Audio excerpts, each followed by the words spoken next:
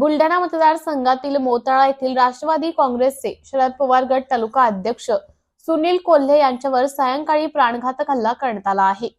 दोन वेगवेगळ्या बाईकवरून आलेल्या 4 जणांनी रॉडने कोल्हे यांच्यावर तालखेडा फाट्यावर हल्ला केला। हल्लेखोर तोंडावर रुमाल बांधून होते। यात सुनील कोल्हे गंभीर जखमी झाले आहेत। त्यांचा डावा पाय आणि डावा हात फ्रॅक्चर झाला असल्याची माहिती आहे। कोल्हे यांना जिल्हा सामान्य रुग्णालयात भरती करण्यात आले आहे। ॲडव्होकेट जयश्री शेळके रुग्णालयात दाखल झाले असून हल्लेखोरांवर कडक कारवाईची मागणी त्यांनी केली आहे।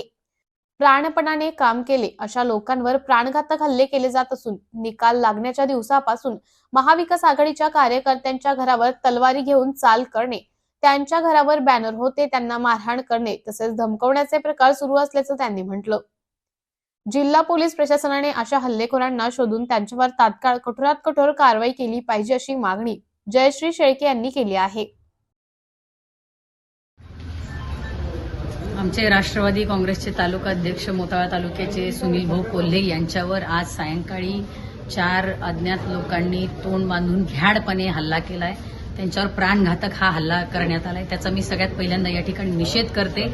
या ठिकाणी जी लोक निवडून आले त्यांना तो विजय सुद्धा पचवता येत नाहीये। खूप अल्पमताने निसटता विजय झालेला आहे आणि तो पचनी पडत नाही। त्यामुळे अशा प्रकारचे भ्याड हल्ले जे लोक महाविकास आघाडी सोबत राहिले, ज्या लोकांनी महाविकास आघाडीचं अतिशय प्राणपणाने काम केलं, त्या लोकांवर अशा प्रकारचे भ्याड हल्ले करण्याचा हा प्रकार सुरू आहे।